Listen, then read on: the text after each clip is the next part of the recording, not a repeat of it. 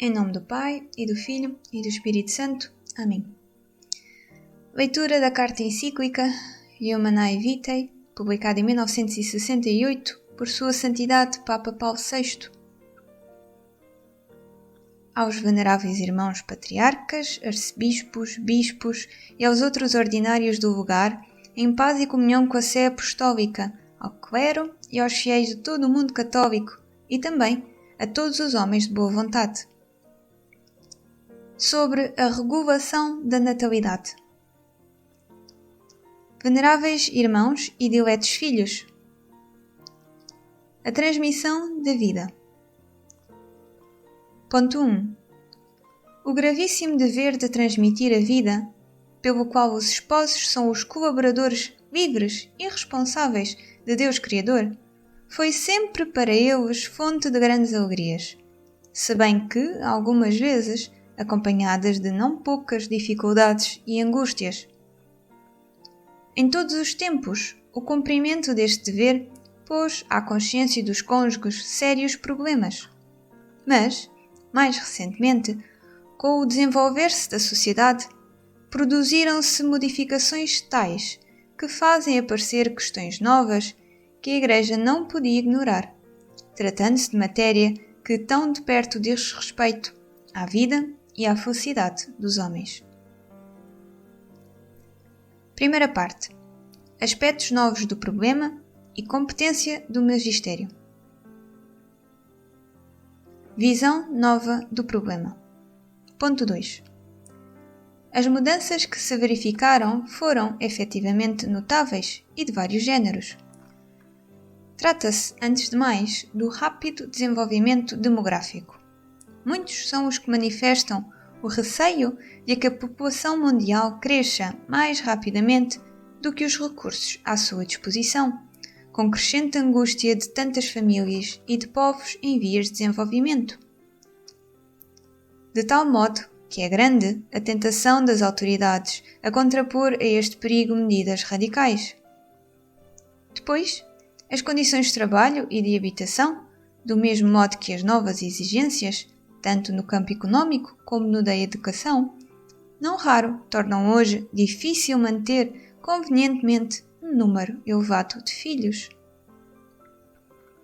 Assiste-se também a uma mudança, tanto na maneira de considerar a pessoa da mulher e o seu lugar na sociedade, quanto no considerar o valor a atribuir ao amor conjugal no matrimónio, como ainda no apreço a dar ao significado dos atos conjugais em relação com este amor.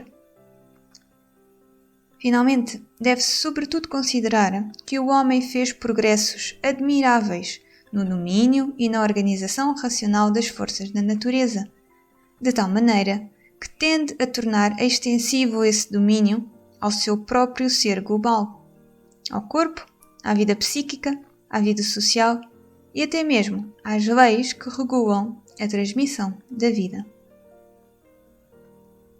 Ponto 3. O novo estado de coisas faz surgir novas questões.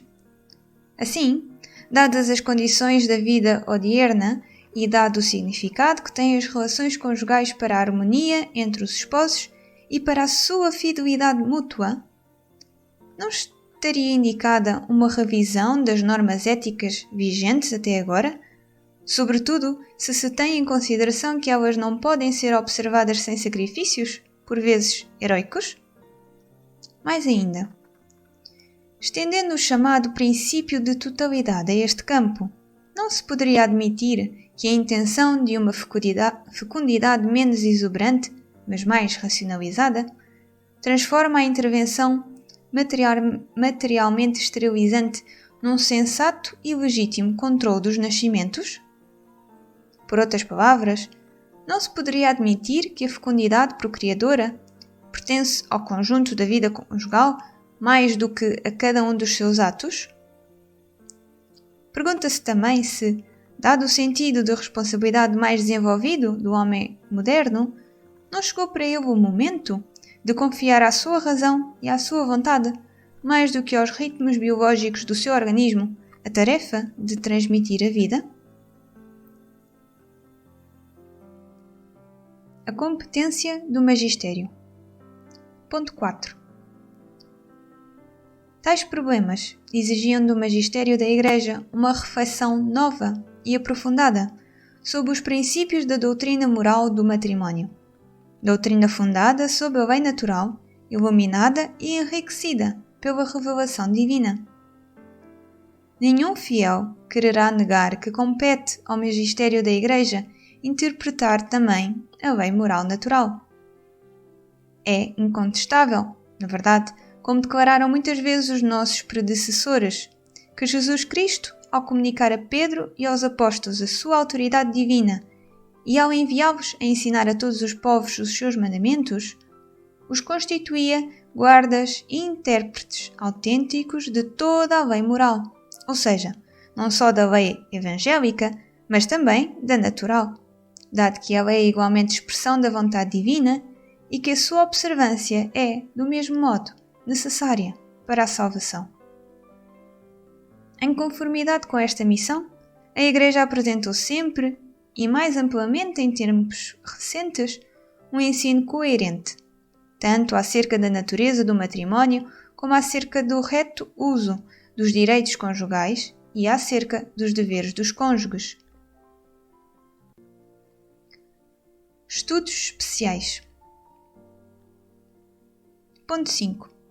A consciência desta mesma missão levou-nos a confirmar e a ampliar a comissão de estudo que o nosso predecessor, de venerável memória, João 23, tinha constituído em março de 1963.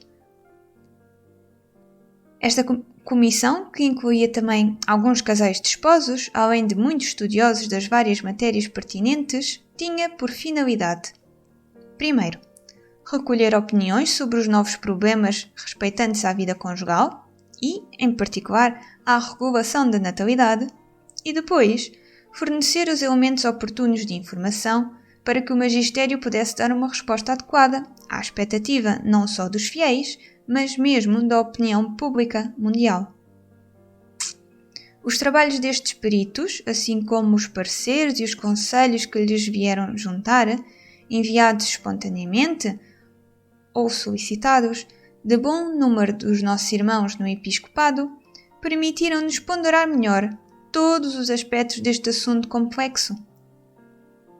Por isso, do fundo do coração, exprimimos a todos o nosso vivo reconhecimento. A resposta do magistério. Ponto 6.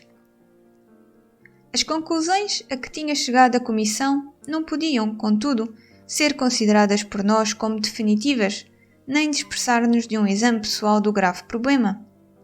Até mesmo porque no seio da própria comissão não se tinha chegado a um pleno acordo de juízos acerca das normas morais que se deviam propor e, sobretudo, porque tinham aflorado alguns critérios de soluções que se afastavam da doutrina moral sobre o matrimónio, proposta com firmeza constante pelo magistério da Igreja. Por isso, depois de termos examinado atentamente a documentação que nos foi preparada, depois de aturada reflexão e de insistentes orações, é nossa intenção agora, em virtude do mandato que nos foi confiado por Cristo, dar a nossa resposta a estes graves problemas. Fim da primeira parte.